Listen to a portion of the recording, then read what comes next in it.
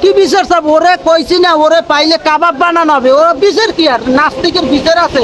ওরে ফাঁসিতে ঝুলাইলে আমাদের শান্ত হবে না, ওরে কাবাব বানাইতে হবে। কাবাব বানাই কুত্তেরে খাওয়াই। ওয়ার লগে যারা ছিল, সাঙ্গ পাঙ্গ যারাই ছিল, এই যে এতটা বস্তর নির্যাতন করছে, ওরে মিথ্যা প্রবঞ্চনা দিয়া হাসপাতাল থেকে বের করিয়া ভারত সরকার, মোদী সরকারের ই করিয়া, ও মিথ্যা প্রবঞ্চনা দিয়ে হাসপাতাল থেকে বের করিয়া আমাদের এই হজরত রে ইঞ্জেকশন পুশ করিয়া মারা হয়েছে।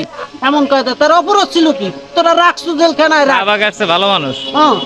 তোরা রাখছো জেলখানায় রাখ। আজকে এই যে 9 দিনের ব্যবধানে গেছে, বার আগস্ট মাসের 15ই আগস্টে 14ই আগস্টে মারা হয়েছে।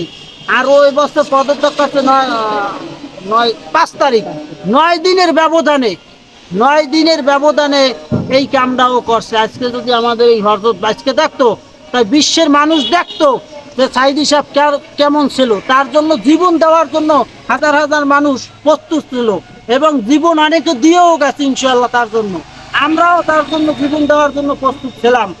কিন্তু আমরা আমাদের দুর্বলতার কারণে, কেন এই বর্তমান যে পরিস্থিতি ছিল এই 17 বছর, একদম সাধারণ মানুষও এই মসজিদটা আজকে নামাজ পড়তে পারেনি, হে জামাত শিবিরের লোক হয়ে গেছে। এইরকম ভাবে করে রাখছে এই দেশের সরকার।